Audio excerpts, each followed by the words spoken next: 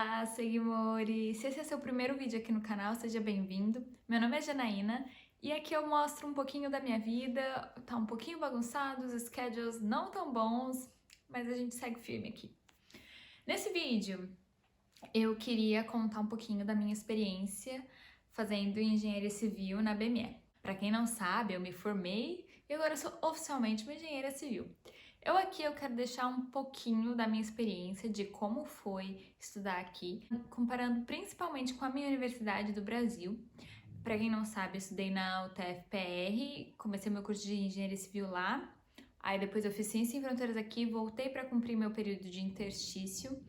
E aí eu achei a bolsa, me apliquei e transferi para cá. Então, no final, assim, eu acabei fazendo 3 anos aqui, mas eu tinha muita matéria cortada. Então vamos lá. Em questão de horário, comparado com a UTF-PR, aqui a gente tem aula o dia inteiro. Na UTF-PR era diurno, mas os turnos eram da tarde e da noite. E aqui é o oposto, né? O oposto não, é de manhã e à noite. E na UTF-PR, no começo, eu não tinha tanta aula, eu costumava começar minhas aulas de 1 até umas 5, 6 da noite, assim. E aqui, já no primeiro período, pelo menos a grade que eu tenho, não o meu primeiro período, mas a grade do primeiro período, eles têm aula de pelo menos segunda a quinta, não tenho certeza, acho que na sexta eles costumam não ter aula, no primeiro período.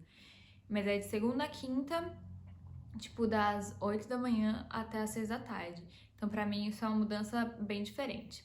No Brasil, a gente faz 5 anos e aqui são 4 anos, tá? Então, eu sinto que tem mais matéria, ou a gente tem mais aula aqui. Pra mim, principalmente na questão de arrumar um estágio e tudo mais, é muito mais fácil no Brasil para conciliar horário do que aqui. Aqui, o estágio, eles são acostumados a fazer o estágio obrigatório deles no verão, apenas no verão. Fazer os 2, 3 meses de verão, e é isso. No Brasil, a gente já tá acostumado a fazer o estágio, tipo assim, nos últimos períodos, a gente já pega o estágio para ver se consegue uma efetivação. Aqui eles são mais acostumados só no verão. Para resumir, o que eu sentia é que aqui, como eu tinha aula de manhã e à tarde, eu tinha só o período da noite, assim, livre, que nem não era livre, eu sempre tinha que estar fazendo algum projeto, alguma coisa para a faculdade, e eu sentia que eu tinha menos tempo para realizar esses projetos do que eu tinha no Brasil. Quando eu paro e penso na faculdade do Brasil e aqui, eu sinto que eu tinha muito mais afazeres para fazer depois que eu terminava a aula, tipo, não só na faculdade, eu tinha muita coisa para fazer em casa do que eu tinha no Brasil. Em relação a matérias, eu não cheguei a fazer matérias muito específicas no Brasil, a matéria acho que mais específica que eu cheguei a fazer foi Teorias das Estruturas 1 e Resistência dos Materiais, a 1 e a 2. E aqui é um pouco diferente, eu senti. Quando eu converso com os meus amigos que se formaram na UTF-PR, que se formaram no Brasil, eles falam que tem menos projeto. E realmente, quando eu tava no Brasil, eu sentia que tinha menos projeto. Quando eu digo projeto, no Brasil era muito comum receber lista de exercício, com coisas não necessariamente aplicadas à engenharia civil. Eram exemplos que eu não via como eu poderia usar isso na prática. Obviamente teria como usar isso na prática, mas eu não via no exercício aquilo sendo aplicado quando eu começasse a trabalhar. E aqui eu sentia uma grande diferença nisso. Eu não lembro nem de receber lista de exercício, normalmente eram projetos, eles chamavam de projetos de matérias. Então, quando eu fiz concreto armado, foi um projeto de uma viga de concreto armado.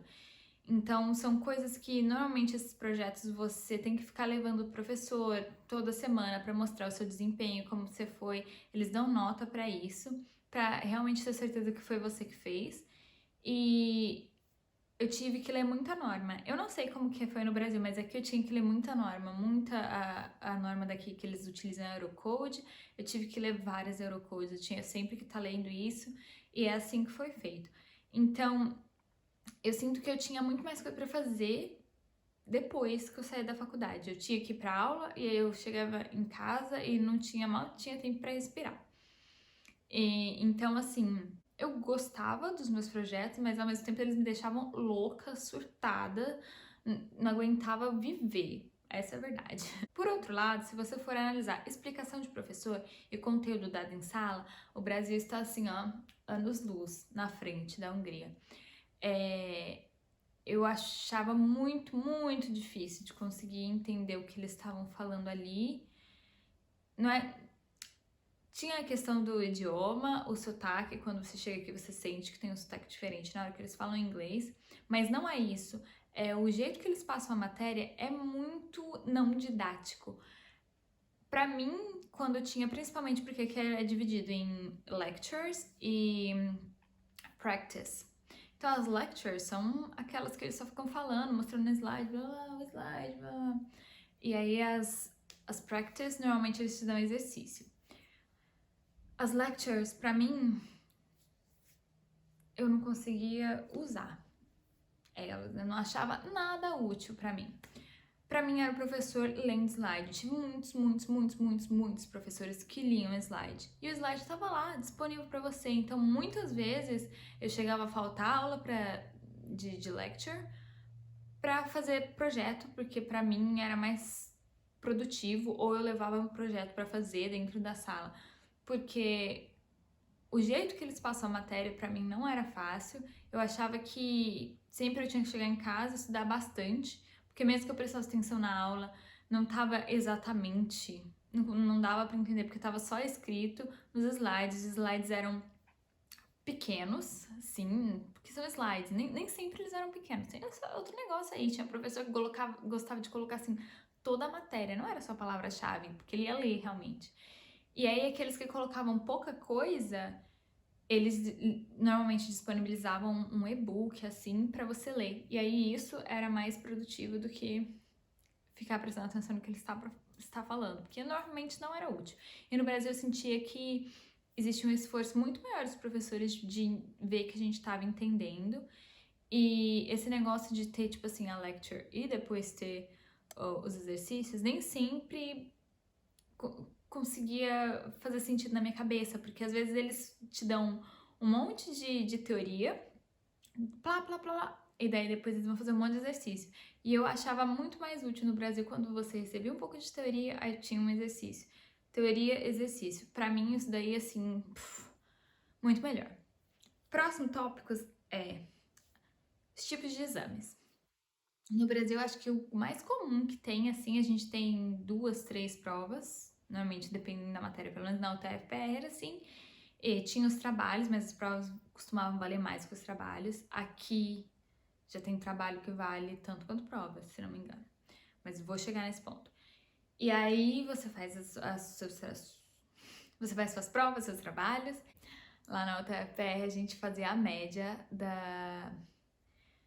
das suas provas, acho que era isso. Normalmente era uma média, somava e blá blá e dividia. Então, ou você conseguia 6 e 6, né? A nota pra passar é 6. Ou então você tinha que conseguir, tipo, 5 e 7. Então somava e dividia. Era isso. E aqui, eles têm várias formas de avaliação diferentes, que vai depender da matéria. Eles têm uma das formas de avaliação é o midterm e tem os exams. Então, quando você pega uma matéria que é midterm, é basicamente a mesma coisa que no Brasil. Você vai fazer 2, 3 provas. Aí tem pré-requisito de cada matéria. Tem matéria que você tinha que passar em cada prova. Tem matéria que é, tipo assim, 3 provas e aí eles contam a sua nota como a soma das 2 melhores. Então, não costuma ser muito média de nota. Não é média de nota, eles somam. Tem matéria que você tinha a prova e se você não passasse, você podia refazer essa prova. Tipo, tinha 3 provas, você podia refazer as 3 provas e aí no final você pode refazer uma prova se você não conseguiu passar. Isso é uma coisa também que eu senti diferença no Brasil, porque no Brasil é assim, você faz todas as provas, aí chegou no final, você não passou, aí a universidade tem aquele esquema, né? Você faz uma prova que pode ser ou substituir uma das notas, ou você faz uma prova para complementar a sua nota, essas coisas assim. Aqui não é bem assim. Normalmente tem a substituição de cada prova, e quando é tipo assim, são 3 provas e a melhor das 2 notas, você não tem nenhuma nota de substituição, você não pode refazer prova. E aí, cada matéria você tem que ficar olhando isso. E aí, esses são os midterms. Nos exams, são tipo matérias que meio que eles juntam, pegam um pouquinho da base de cada matéria. Normalmente é isso. E elas acabam sendo muito importantes para você se formar. Aí nos exams, ou você vai fazer prova, fazer tipo 2 provas no meio do semestre, e aí, se você passar nessas 2 provas, aí tem os pré-requisitos. Se você precisa passar em uma só, você precisa passar nas 2. Aí que também costuma ter pré-requisito de quantidade de questões teóricas que você tem que acertar e quantidade de questões práticas que você tem que acertar, tipo porcentagem, sabe? E aí, beleza, você faz as 2 ou 3 provas, e aí se você passou, você pode fazer o exame. Se você não passou, às vezes tem prova pra você conseguir a nota e tal, mas se você não passou, vai ter que refazer, você não pode fazer o exame final. E aí, às vezes, são um projeto muito grande, do começo ao fim, que você tem que fazer, tipo, o projeto de uma casa, o projeto de uma viga, e aí você entrega pro professor, se você passar nesse projeto, você pode fazer o seu exame. Aí, beleza, quando você consegue, tipo, ou você fez o projeto ou passou, você recebe uma assinatura. Essa assinatura, você pode fazer o exame. O exame, ele é feito depois do semestre, por exemplo, a gente tem aula de setembro a dezembro, aí você pode fazer, ele tem umas datas em dezembro e em janeiro. Você pode escolher as datas, a universidade te dá a opção de data, tipo, tem uma data do exame por semana, basicamente. E aí você só vai fazer. Você faz pelo estipendio, tá? O exame que você faz é de graça. O segundo exame que você faz também é de graça. Se você tiver que fazer uma terceira vez, você começa a pagar. Tá, e beleza, e aí eu não passei. Se você não passar, você não precisa fazer totalmente a matéria, você só vai refazer o exame. Aí você tem que pagar para se cadastrar de novo na matéria e você vai pagar também para refazer esse exame se você já fez ele mais do que 2 vezes, tá? E aí é assim que funciona. E as notas daqui para passar, o mínimo é 50%, não é 60%. Próximo tópico que eu quero falar é o TCC. No Brasil, o TCC, ele é dividido em TCC1 e TCC2. E normalmente você pode fazer com alguém, aqui o TCC você faz sozinho.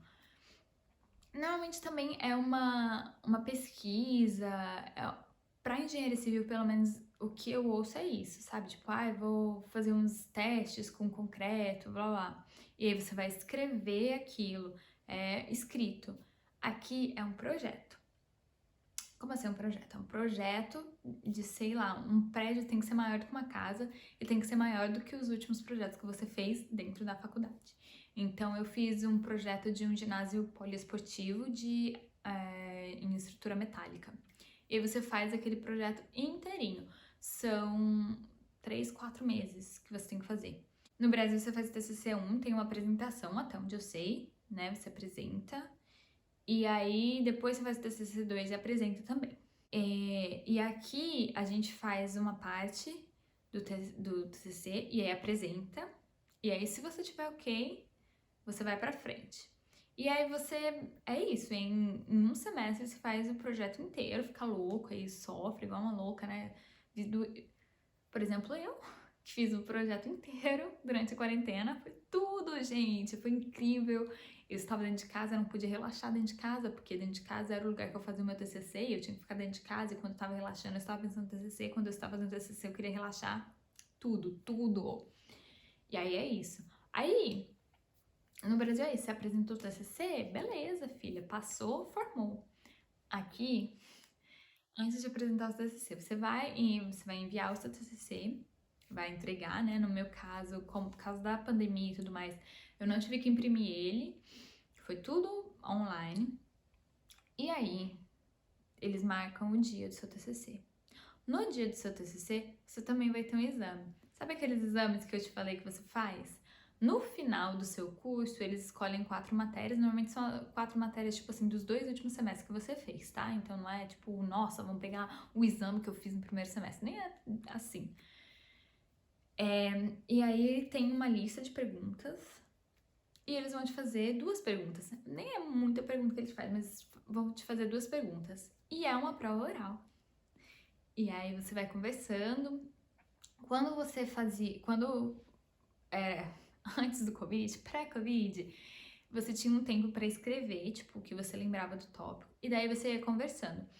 Eu esqueci de comentar também que exames orais aqui na Hungria são bem comuns, tá? Quando eu falei que tinha o midterm e os exams, às vezes os exams são exames orais. Então você, antes do Covid, como eu estava falando, você escrevia, tipo, lembrei isso. E aí o professor ia conversando com você, te falando o tópico. Então você tinha, tipo, um tempinho para lembrar da matéria. Com o Covid, eles falaram que não podia. Tipo, foi feito pelo Teams, então para não haver cola nem nada, quando eles te falassem a pergunta, você já tinha que começar a responder, assim, sabe? Pra não ter cola. Então foi tipo uma conversa, pelo menos comigo foi assim. Eles já começaram, tipo assim, o tópico é esse. Basicamente, as perguntas que eles fazem, na realidade, é um tópico enorme. O tópico é esse, você lembra disso? E aí vocês vai rolando aquela conversa, tipo, isso, olha. Aí eles me mostravam imagens, perguntavam, blá, blá. Foi isso. Fiquei muito nervosa, gente. Foi bem estressante. E depois disso, a gente apresentou o TCC. Acho que tinha umas 12 pessoas apresentando TCC no mesmo dia. Se foi tudo isso. Ou 8, não sei. Mas a gente apresentou o TCC online e a gente tem a banca, ela foi composta por umas 8 pessoas, assim. Tinham, acho que, 4 professores e 3 convidados e o coordenador do curso, uma coisa mais ou menos isso. E aí foi isso, aí eles fazem perguntas, rola o mesmo rolê de defesa de TCC que rola no Brasil. Quando era presencial, o que eles tinham me contado que era assim, tinha um aluno apresentando, né, o TCC, e aí tinha outros professores dentro da sala, e aí o seu exame rolava enquanto algum aluno estava apresentando, para não ficar demorado, porque, por exemplo, a gente começou o exame às 8 da manhã e até apresentar TCC e tudo, a gente foi pegar o resultado já às 4 da tarde. Então, para ficar mais dinâmico, eles faziam isso quando era possível, né? Antes do Covid, bom, o que temos pra falar? Enfim, outro tópico aqui. Então, eu tenho o estágio, né? Eu já acabei comentando isso do estágio lá no começo, que eles fazem aqui o estágio no verão e não esse negócio de estágio contínuo. Até mesmo porque é muito complicado de fazer o estágio quando você tá tendo aula das 8 da manhã até às 6 da tarde. No final nos últimos semestres já não tem tanta aula assim, né? Então, tipo, das 8 às 2. Mas não é sempre esse horário também, ele muda, não é certinho, perfeitinho. Então fica bem difícil de achar um estágio. Outra coisa que eu queria falar, é muito fácil de achar um estágio aí falando inglês? Eu achei muito complicado, tá? A universidade tem empresas que ela indica e tudo mais, mas eu achei muito, muito, muito complicado. Eu fiquei por quase um ano procurando estágio para eu conseguir um estágio. E foi muito bom, eu gostei muito, mas também quando eu tava terminando não tinha nem como eles me efetivarem, porque foi uma empresa que me deram a oportunidade, porque eles estavam com o projeto naquele momento em inglês, mas normalmente não acontece projeto em inglês, os projetos são muito em húngaros. Então, se você pretende trabalhar e morar e ficar para sempre aqui na Hungria, húngaro, você vai precisar falar húngaro, tá? Além disso, eu queria falar sobre a bolsa, tá? Bolsa, estipêndio Hungaricum e a BME, tá? Eu sempre incentivo muito as pessoas a virem pra cá. Eu acho que o intercâmbio é tipo um eterno aprendizado, é incrível. Morar aqui é ótimo, mas eu quero falar aqui, a bolsa, ela frequentemente ela atrasa, tá? Inclusive esse semestre agora que eu não tô mais estudando, mas eu tenho amigos aqui que estão. A BME atrasou mais de um mês uma bolsa. Eles falaram que a bolsa ia ser paga, sei lá, era para ser paga a bolsa de setembro, lá pelo dia 20. Normalmente a bolsa é para cair antes do dia 10. E aí eles falaram que não, que ia cair dia 20. Chegou dia 20 e não caiu. A bolsa foi cair basicamente junto com outubro. Então, assim, se você tá vindo pra cá, sério, precisa sim de ter um dinheirinho a salvo. Com a situação da pandemia, não tá fácil assim de achar emprego, de achar estágio, de achar part-time, full-time, não tá fácil, tá? Então, se você tá aplicando para bolsa agora, tenha assim esse dinheirinho guardado, tenha uma forma de ter um suporte, porque a BME atrasa muita bolsa. De 12 meses do ano, ela deve atrasar uns 6, 7, sabe? É muito raro quando a bolsa caía no dia e não dá pra você, sabe? Não dá pra confiar. Vai pagar o aluguel e aí de repente não tem bolsa, enfim. Então eles pagam a bolsa, sabe? Eles não vão ficar te devendo a bolsa, mas eles atrasam muito. Às vezes é muito tempo, tá? Mas no geral, é isso que eu queria falar. Essa foi minha experiência aqui. Tem coisas muito boas, tem coisas muito ruins. Eu não quis focar tanto nas coisas ruins, porque se vocês quiserem que eu faça um vídeo falando das coisas ruins, das minhas reclamações com a BME, mas aí são também coisas muito pessoais, muitos problemas que eu passei na universidade. E aí, se vocês quiserem, eu faço. Mas eu não quero focar só nas coisas ruins. Eu acho que esse ano tanta coisa ruim já aconteceu nesse ano que eu não queria focar, sabe? Eu quero focar que eu me formei e que deu tudo certo e que vai continuar dando tudo certo. Mas se vocês quiserem, eu estou aqui pronta a reclamar. Muito obrigada por ter assistido esse vídeo até o final. E se eu deixei de sanar ou de falar algum aspecto que talvez seja diferente, me perdoem. Espero que vocês gostem. Um beijo e até o próximo vídeo. Tchau!